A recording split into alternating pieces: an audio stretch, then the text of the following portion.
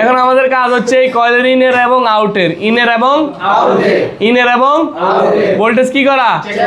এখন আমি দেখলাম ইনে ভোল্টেজ আছে, ইনে ভোল্টেজ আছে, আউটে ভোল্টেজ নাই, ইনে ভোল্টেজ আছে, কোথায় ভোল্টেজ নাই, তাহলে কোথায় সমস্যা।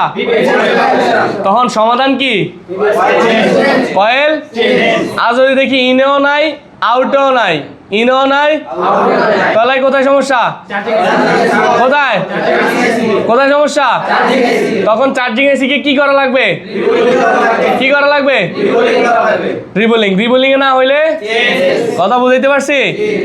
আর ভোল্টেজ যদি না পাই তাহলে আমরা সাথে সাথে কি করতে পারি, জিআর ভ্যালুটাও চেক দিতে পারি। কি চেক দিতে পারি, আর জিআর ভ্যালুটা চেক দিয়ে আমরা বুঝতে পারি যে লাইনের ভিতরে শর্ট লিকেজ ডিসকানেক্ট আছে, বুঝাইতে পারছি। আচ্ছা, তাহলে বিপিএস আমরা চেক দিলাম, দেখলাম যে বিপিএস এর ইনও ভোল্টেজ আছে, আউটেও ভোল্টেজ আছে। তার মানে আমার বিপিএস ঠিকমতো কি হইতেছে, উৎপন্ন হইতেছে অথবা কাজ করতেছে। তাহলে আমাদের বিপিএস লাইনও কি আছে, বিপিএস লাইনও কি আছে, তার মানে বিপিএস পর্যন্ত পুরো লাইন কি আছে।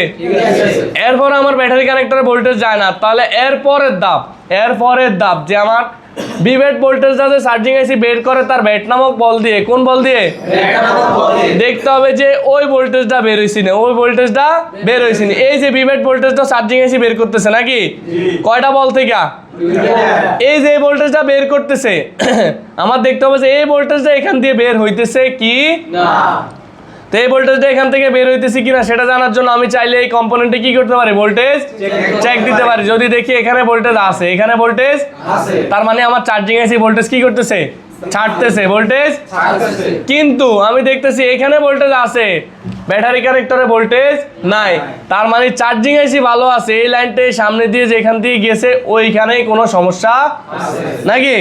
কিন্তু আমি যদি দেখি এখানেই ভোল্টেজ আউট হয় নাই, এখানে ভোল্টেজ কি হয় নাই, তার মানে আমার কে ভোল্টেজ ছাড়ে নাই, কে ছাড়ে নাই।